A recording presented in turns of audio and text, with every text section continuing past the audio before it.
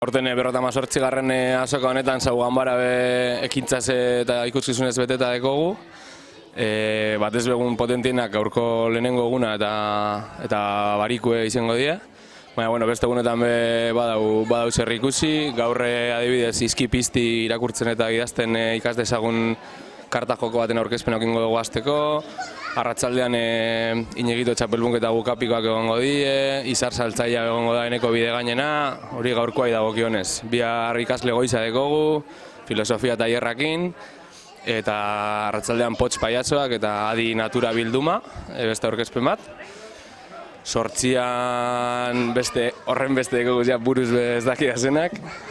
Eta bai igandean ekingo dugule kanpokaldeko karpan nekantak, eta gero arratsaldean usue egia Durangar baten sormen tailer bat. Harrera oso ona ukiten dugu beti urtero esatearren.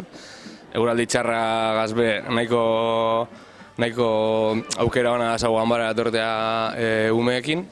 Ikusten duzuen moduen oso leku gozue da, moketaute da, umeak bertan tranquil eta ondo ibilteko aukera emoten dau. Eta nik animatzen dut gure mundu guztia etortera, bai saioak ikustera, bai saiorik ez dagoenean, ikuskizunik ez dagoenean irakurketa librerako gune moduen erabiltzen da. Eta bai guraso bai ume danak animau etortera eta bueltatxo bat ematera zikeran.